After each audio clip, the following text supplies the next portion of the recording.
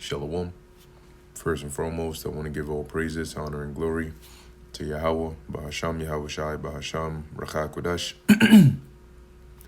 Double honors to the elders and the apostles of Great Millstone, and peace and blessings to the elect.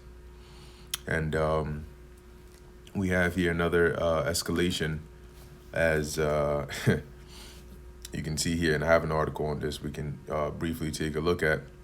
But as the deadline approaches that Trump gave Iran, he says here, and this was what Trump said recently, I believe today, President Trump threatens to blow up everything and seize Iran's oil if a deal is not reached. So let's take a look here at the article on it. And this is what he said on Truth Social. Open the effing straight. Trump threatens to blow everything up if no Iran deal by Tuesday. Trump offers Iranian negotiators amnesty. Salakia, threatens to blow everything up if no deal. And that's that's a violation, okay, of international law, because they're openly saying they're gonna target basically like civilian infrastructure. They hit, I think yesterday, nuclear plants. All right, and so anyway, it says here the IEA head warns Asia, implying Beijing is panic hoarding fuel. Well, what do you expect? Trump warns Iran, open the effing straight or you'll be living in hell. Trump talks with Fox reporter about U.S.-Iran negotiations. Shortly after President Trump wrote on Truth Social, quote unquote, open the effing straight, you crazy bastards, or you'll be living in hell. Just watch. Praise be to Allah. The president spoke with Fox News reporter Trey Yingst for 15 minutes early Sunday. And that energy, it's interesting because it sounds, like how Biden in his term mentioned, I think this was concerning the people taking the shot. He said, our patience is wearing thin. Okay. But this guy Trump, he don't like his is more you can visibly see his frustration. Now, keep this in mind, the tone, right? You're using all caps, all right? Like this is the tone of his tweet. But then listen to what he goes on to say.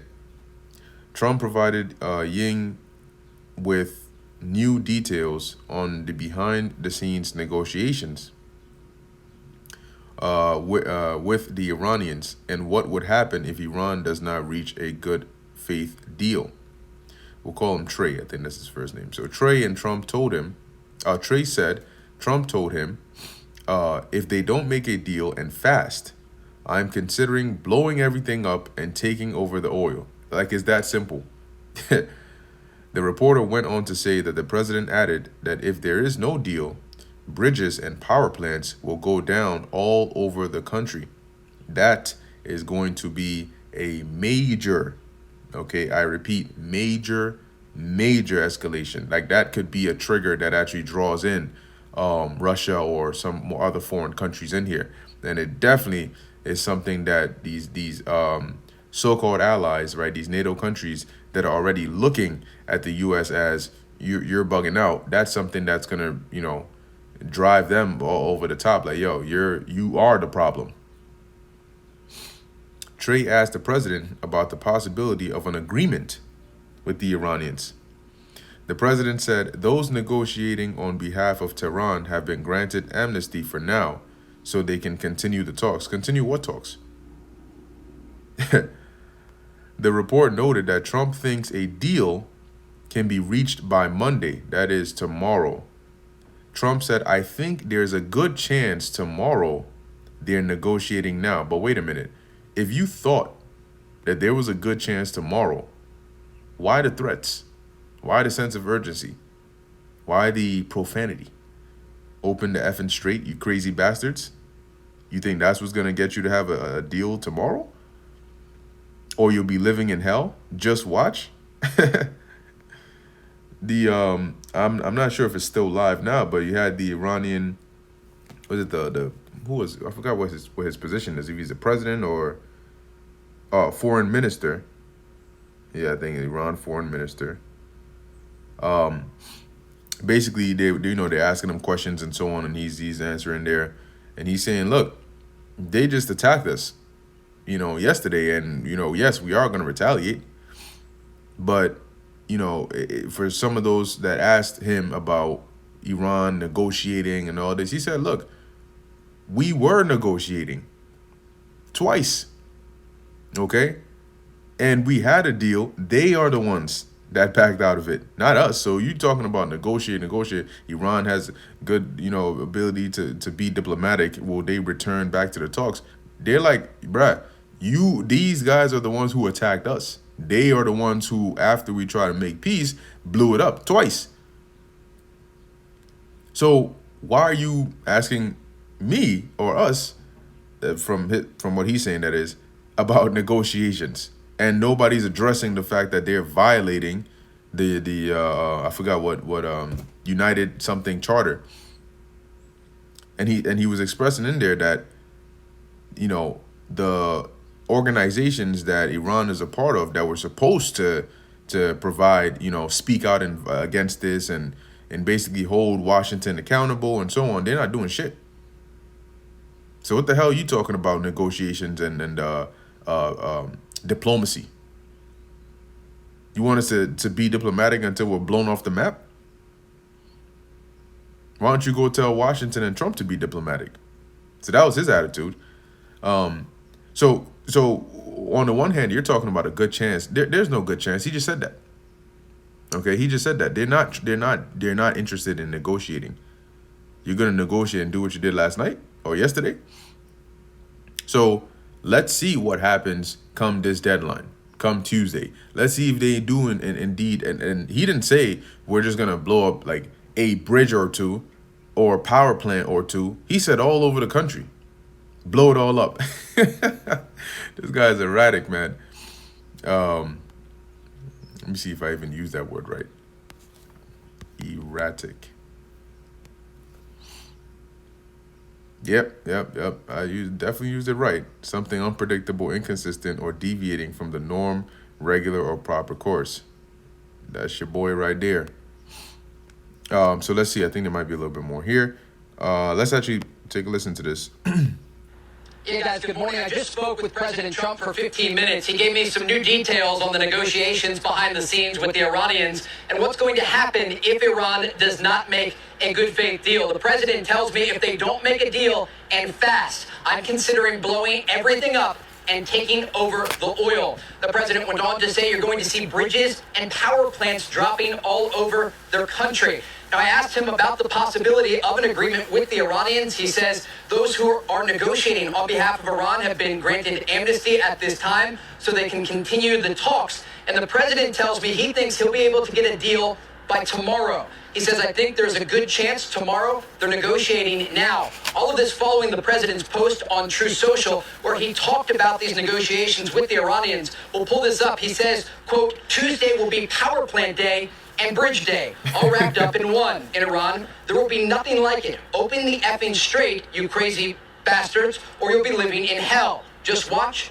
Praise be to Allah. The president posting there on Truth Social about this ongoing operation and his new red line for the Iranian regime. Now, the president also provided new details on what happened earlier this year as the Iranian regime took to the streets and slaughtered what the president tells me is 45,000 civilians in their own country. After that took place, President Trump told me the United States sent guns to the Iranian protesters. He tells me we sent them a lot of guns. We sent them to the Kurds, and the president says he thinks the Kurds kept them.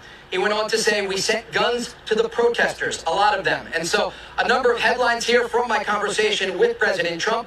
All of this taking place more than a month into Operation Epic Fury and in the aftermath of that successful U.S. operation overnight to rescue that stranded U.S. service member inside Iranian territory. The president himself ordering that operation after the CIA came on Saturday morning and confirmed that they located where this crew member of an F-15 that was shot down on Friday was located. Again, the president making that decision to send in hundreds of U.S. Special Forces deep into Iranian territory and successfully retrieving that U.S. service member. Guys? I want to make sure I got this correctly. Are you saying that the president told you that he sent guns, the U.S. government sent guns to the protesters via the Kurdish, but the Kurdish kept some of the guns? All right. And so this is about 11 minutes long. I will try to post this in the either the description or comment section. So if you're interested, you can watch the whole thing there. But basically, this is what you have going on. Once again, we got to watch and see. But if you are still in that mindset of hoping that this is going to turn around some way, somehow, magically, right? You say it 3 times, you spin around and you wish on it, and then it's going to poof, disappear. That's not how these things work. Okay, that's not how war worked. If that's how war worked, we wouldn't have wars in the world, would we? So this is something that is escalating, and as they're provoking, okay, Iran to a point of no return. Eventually, it's gonna get to a point where nobody is even gonna dare open their mouth to talk about negotiations. That's how, like, as these things escalate and you start, committing such heinous acts and a lot of destruction to that level, nobody even opens their mouth to talk about negotiations. It's just full on war mode because we're in that time. And they're gonna start to say, well, you don't want to, you want to play dirty, right? You want to hit our civilian infrastructure. More than likely, you're gonna have civilian casualties in that, okay? And the world is gonna look at Babylon already as they're already looking at this place as not in a good light, okay? And you're gonna start to see that Revelation 17, the beast hating the whore, manifest on an even higher level. So just as he's threatening basically to blow everything up, the Iranians, their foreign minister in his speech, his statement there, he said that he has a meeting with Putin tomorrow. Okay, and they're basically coordinating and discussing with each other. So the Russians, they've already been in the loop the whole entire time. You best believe China is as well. Okay. So they know, they've discussed with themselves what is a viable trigger, okay, for when should you step in, yada, yada, so on and so forth. Okay. I just lost these tabs over here. Okay, there you go. It's gonna pop up. All right. So let's go to the next one that I have on here. Third order effect begins. U.S. airlines hike bag fees as jet fuel prices spike. Okay, so prices of things are going up now. They're talking about like internal, like say you're going, I don't know, to one part of the U.S. to another part of the U.S. They're hiking these prices, not like $1, $2, 50 cents. No. So it says here the New York Harbor jet fuel benchmark has doubled in just 5 weeks as the aviation fuel crisis spreads from airport to airport worldwide. This is affecting travel. This is on the scale, which it's very quickly surpassing, but it's like on the scale of the lockdowns, right? About 5 or 6 years ago, except this is something that is continually escalating. This isn't something that is like, oh, let's send out a CDC or whatever response team and coordinate and try to lock things down and, as they said, contain the spread. This isn't something you can contain the spread of. It's going to escalate more and more and more as it develops very rapidly. And what that means is the hardship that you've seen over the first 5 weeks, if this continues and as it escalates, you will not see the same level or that constant feel of hardships over the next 5 weeks. All right, it's like if I said months, or the next 2 weeks or 3 weeks. No, it's going to be worse, and it's going to be in a shorter period of time. So if in 5 weeks you felt a pain level of 6, if on a scale of 1 to 10 you felt a pain level of 6, the next 2 weeks you're going to feel a pain level of 7 or 8. And the next 1 week after that, you're going to feel a pain level of 12 because the numbers ain't going to be constant, right? The longer this goes on, the more chaotic things get all around the world. So it says here, the third order effects of that energy shock began to materialize this past week, with major U.S. airlines raising checked bag fees to offset soaring fuel costs. So, was it United Airlines and JetBlue, right? They're basically raising their prices here. Now, they're starting with these checked bag fees so that they don't have to immediately jump to ticket prices going up, but those are going up anyway, right? It says here on Monday, JetBlue raised first checked bag prices by $4 to $9, not from $4 to $9, by, okay? Depending on the timing and travel date. Later in the week, United raised its checked bag fees by $10 for new bookings, pushing some domestic economy bag fees as high as $50. This is crushing travel demand, once again, worldwide. And it's getting to the point where some places, this is while you still have fuel, but the prices are going up. Eventually, as you don't have any, or it's so low that you can't afford to be having, to be traveling frequently, as this article is going to tell you, they're going to cut capacity and they're going to hike up the prices even more, because this is a lagged reaction. What that means is, as these events are transpiring, you don't feel it the next day. You feel maybe a week or 2 or 3 weeks after. But what that means is, if you're feeling the damages of the Iran wars week 1, 3 weeks later, then that means that you still have Iran war week 2, week 3, week 4, week 5 yet to come in compound on top of what you're already seeing. So if you think it's going to stop at a $10 increase, think again. United is raising first and second checked bag fees by $10 for customers traveling in the U.S., Mexico, Canada, and Latin America, beginning with tickets purchased April 3rd. Friday, April 3rd. So any tickets purchased on that day and after, you can expect these prices. There have been no other indications yet from American Airlines, Delta Airlines, Southwest Airlines, or Frontier Airlines on whether they will follow, but we suspect similar measures are approaching if jet fuel prices remain elevated through the end of this month. And it will skyrocket even more if Trump goes and makes true on what he's saying about blowing everything up. You best believe how quickly things are going to change. Okay, and this is only the tip of the iceberg. It won't stop here. They're gonna bring those homeland attacks, and they're gonna start locking things down as people start getting more and more angry, and they start storming out into these streets, and you start seeing those troops out here in these streets, those tanks and military vehicles, and you're wondering what the hell happened. See, that's when people are gonna see with their eyes what wartime looks like. Right now, they're hearing with their ears through videos and articles and clips on seeing clips on social media about what's going on across the world. And they're thinking, yeah, I can keep on living my life. When you start to see a direct correlation between what's going on across the world and your life here today, then you'll realize how real this actually is.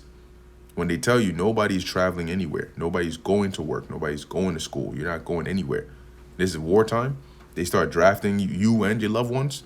Okay, they start enacting lockdowns, harsh rations. You'll see, like, oh shoot, start heavily pushing propaganda, cutting off alternative media, controlling and policing, if not cutting off completely the internet, rationing energy, electricity, all of those things. You'll see how real it is.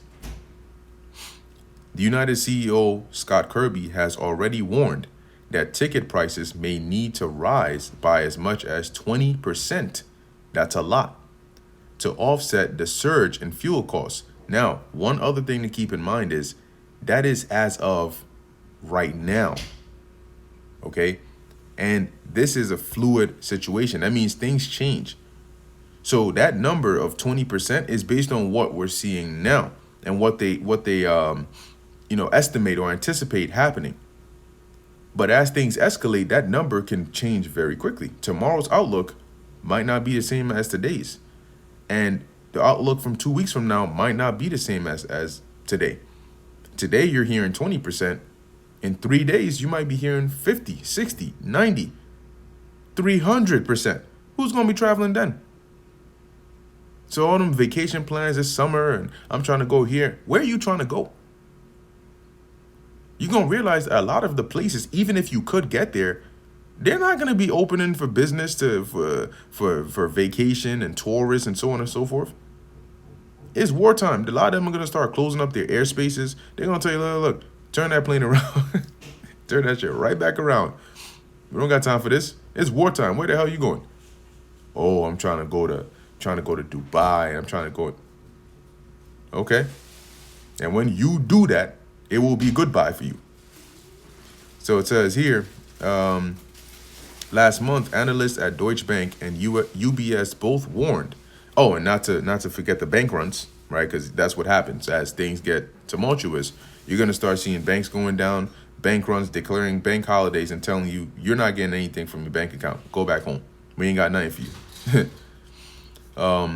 That airlines may have to cut capacity to absorb the spike in jet fuel prices. What that means is if an airplane that could have, maybe, this is just throwing out a number, maybe they could have taken 500 passengers or 1,000 passengers. They're going to cut that down. If it was 1,000, now it's 500. If it was 500, now it's 250.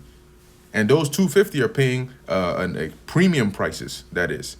So you start thinking about it. Are you willing to pay that? Give you a scenario. You are planning a vacation. I've been working so hard. This is so stressful. I want to go to some foreign country and chill out for like 2 or 3 days or like a week. Now, the price hikes that are going on, you're thinking, oh, you're going to escape that by going to another country? The Uber, if you're taking an Uber to the airport, or if you're driving, prices are going to be expensive because gas is expensive, okay? And if you're taking an Uber, they're going to jack up those prices too. So now getting to the airport is more expensive. You get to the airport and prices there are more expensive. Okay. The ticket you have to buy is more expensive. The hotel that you're trying to book or wherever you're trying to stay when you go there, the prices of that are also going to go up because they're also feeling the shock because it's not an American thing. It's a worldwide thing. So food prices are going to go up even over there. And the experience won't be as fun. And if you're able to make it back, because you might go there and get stranded, because they might tell you, yeah, by the way, you could have gotten a flight out of the U.S. because there's more fuel there. But sorry, there isn't enough fuel over here to take you back. Things have, situation has changed since then. So make yourself at home. And then, maybe you're on vacation and the power goes out in a foreign country. And you're not familiar with the territory or the people. What's going on there? That whole take that solo trip, do that thing you've always wanted. No, stay your ass home. If you're smart, stay your ass home. You get stranded in some foreign country thinking you're going on a vacation trip gone wrong. Because I'm not going to let this war stop me from living my life and having fun. Sure, go ahead. And you'll learn a valuable lesson if it's not too late. Anyway, so reduced capacity combined with higher fuel costs points to possible demand destruction in travel this summer. See that? Demand destruction, meaning that the people's desire to travel will be cut down. If travel in the country itself is already hard, how much more difficult do you think it'll be to travel out the country to even in a different state? Right?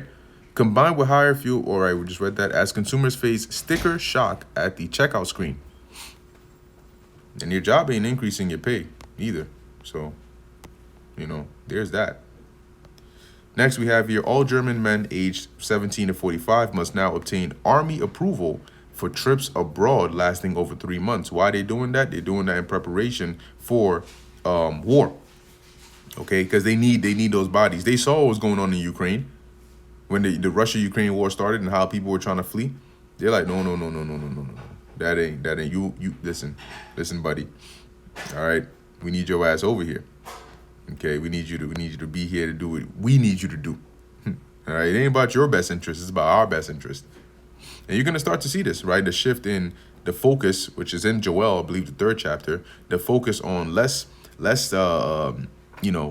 building up a country from a civilian or agricultural standpoint, and more into weapon production, that sort of martial law like situation. And don't be surprised if multiple countries start declaring those states of emergencies and that martial law and locking things down as the world starts to become more sober, and realize how much of a natural quagmire, you can say, the world has found itself in. And then they're going to start to point fingers. The real threat from the Iran war hits farmers, not fuel pumps. And, needless to say, where this is going into, right, as fertilizer prices are going up, and other things that people didn't suspect or expect or even think about when this war started, or as it escalates, you're going to start to get affected by those things. And some of these things are also delayed, right? They're talking about fertilizer prices going up, urea going up. Farmers are saying, yo, the time when we need to buy it more, we're getting hit with some insane prices. So if we are not able to do what we got to do now, you in a couple months' time are not going to be able to eat what you want to eat then, or what you need to eat. Okay, so just for time's sake, I'm going to get this here real quick. 2nd Ezra 16 and 18. Let me start at 17. Woe is me, who will deliver me in those days? And those days are right now. We are in those days. The beginning of sorrows and great mournings, the beginning of famine and great death. You're gonna see as things starts to get more real, a change in attitude on social media videos, on the viral content creators. A lot of their audience are even gonna start to even get mad at them if they try to post videos on just folly. Meanwhile, world things are happening. As they start getting on there doing the stupid folly they usually do, people are gonna be like, yo, bro, we don't got time for this, man. You don't see what's going on in the world? You think we're here to we want to see you do the stupid shit again? No. And they're gonna start talking about this. And it's gonna be all up on your timeline. The beginning of sorrows and great mournings, the beginning of famine and great death, the beginning of wars, and the powers shall stand in fear. The beginning of evils. What shall I do when these evils shall come? Ezra saw this, and this was his reaction. So buckle up, because this is about to be an evil, perilous, and dangerous time. Anyway, with that, I'm going to end it here. Lord willing, that was edifying and informative to the elect. In closing, I want to give all praises, honor, and glory to Yahweh, Bahasham Yahweh Shai, Bahasham Recha Kodash. And until next time, Shalom.